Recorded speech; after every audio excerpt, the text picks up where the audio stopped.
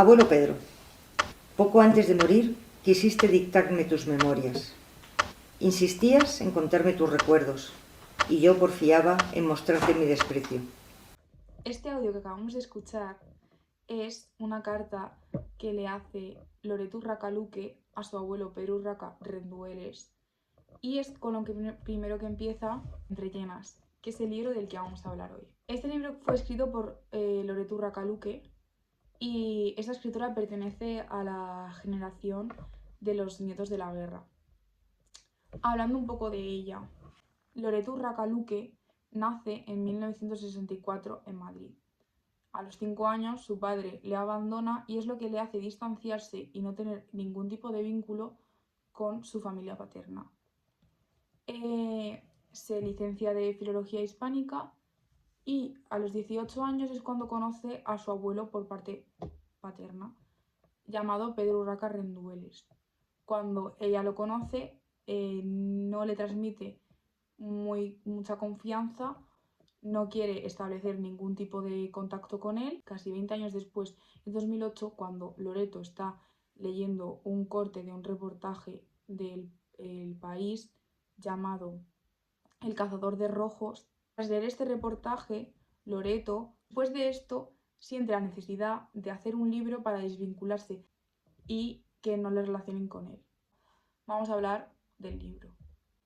La primera edición de Entre Llenas es en marzo de 2018 y su lengua original es el castellano. Este es el único libro de Loreto y vamos con el resumen del argumento. El libro se divide en 6 partes atribuidas a 5 personajes del libro y sus 5 realidades que se llevaron a cabo durante la invasión de los alemanes en Francia, desde 1939 hasta 1944. La primera parte del libro empieza con Sophie Stoffel, que es una señora mayor que está condenada a múltiples delitos como colaboracionismo con el enemigo. La demandante es Anthony Sachs, una de nuestras protagonistas, que fue inquilina de la señora Stoffel en su caserón de París. Más tarde, al final del libro, veremos que el juicio tiene algo que ver con el final. En segunda parte, nos cuenta la vida de Anthony Sachs, que es una joven pintora y muy moderna, francesa, y nos cuenta su vida enamorándose tanto de la política como de un político llamado Jean Moulin. Cuando los alemanes invaden Francia, Anthony Sachs tiene que desaparecer de allí. La tercera parte es la vida de Pedro Urraca Rendueles, el abuelo de Loreto Urraca, nuestra autora. En esta historia es el yerno de Sophie Stoffel, nuestra primera protagonista, y el marido de Helene, que es la hija de Sophie Stoffel. Su vida, la vida de Pedro Urraca, básicamente se resumía en arrestar y buscar rojos y comunistas, informarle sobre todo a la Gestapo, y tenía varios topos en todas las ciudades importantes de Francia. Jean Moulin es la cuarta parte de este libro. Era un político radical socialista. La famosa resistencia. Anthony Sachs, después de estar bastante tiempo con la hermana de Jean Moulin, se tuvo que mudar con su examante por el Geraldí. Helene, que era la esposa de Pedro Urraca, estaba compinchada con el general Alice. Fue compincharse entre los dos y Alice le pidió que le contase cualquier tipo de secreto, cualquier quedada que tenía su marido, y ella le pidió a Alice que él le buscase a Anthony Sachs para echarla de la casa.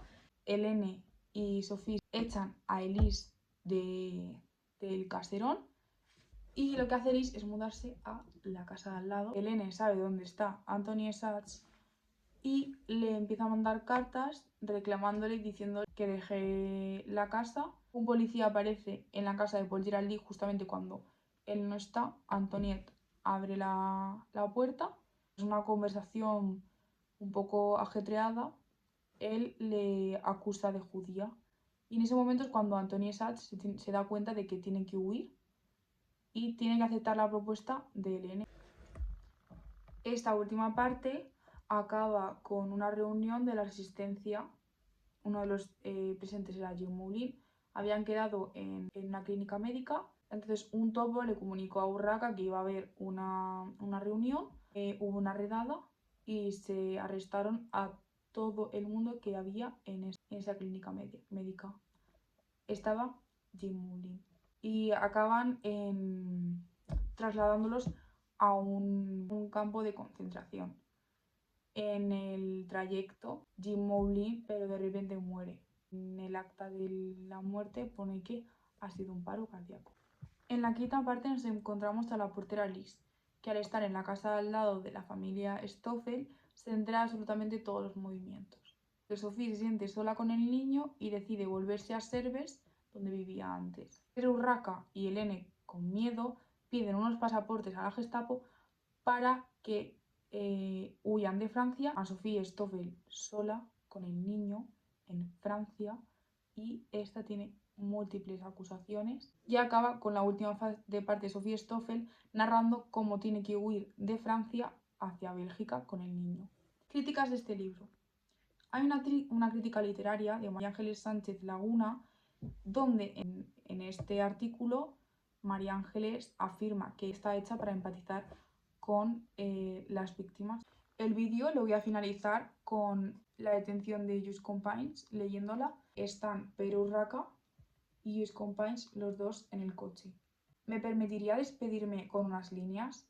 La pregunta de Companys le sorprendió. Sonaba simple, sin esperanza casi. ¿Sabe que está incomunicado?, respondió el policía sacando su libreta de notas. Escriba algo que parezca un diario del viaje, en cristiano, nada de catalán. Le tendió el cuaderno y el lápiz. Companys escribía con la urgencia de quien ya se ve en el cadalso y, antes de que el policía se arrepintiera, le devolvió la libreta abierta para que leyera. Urraca pasó los ojos por la cuartilla. Para mi mujer. Está bien. El capitán Alice miró el reloj y regresó hacia el grupo volviendo la cabeza hacia atrás por si aparecía el coche en otro extremo del puente. ¿Y una foto? Companys señaló con la barbilla hacia Alice. Urraca se le quedó mirando fijamente. Iba a responderle que ya era suficiente con la nota, pero pensó que le vendría bien dejar constancia de que le había entregado vivo. Nunca se sabe, decía siempre el marqués. Cuando Alice llegó a su altura, Urraca le pidió la cámara y se colocó frente al expresidente. Póngase ahí. El conductor se acercó al capitán. Acababa de encender un cigarrillo y todavía llevaba el paquete en la mano. A Urraca no se le escapó el ansia en los ojos de Companys. Llamó al alemán y le pidió que le ofreciera un pitillo al detenido. Mientras preparaba la cámara, Urraca observaba a Companys a través del objetivo. Le pareció más aventajado que cuando le había visto meses antes, y el cansancio de los últimos días le ajaba aún más el rostro. Se preguntó, ¿qué motivos tendría aquel hombre para querer que le fotografiaran en un momento tan aciago? En la carta que le hace Lluís Companys a su mujer, creo que lo que escribe Lluís Companys se ve muy bien reflejado a lo que significa saber que vas a morir. Tú cuando sabes que vas a morir, parte de ti también le tiene miedo a lo que van a pensar tus seres queridos de ti. Entonces le escribe y dice que ama a su familia, que ama a su mujer, que la quiere por ese miedo. Y en el momento en el que Pedro ve Companys quiere un cigarrillo, en ese momento a Pedro se le olvida quién es Lluís Companys y piensa, voy a pedirle un cigarrillo porque este hombre se va a morir. Y hasta aquí este vídeo. Muchísimas gracias por verlo. Y un beso.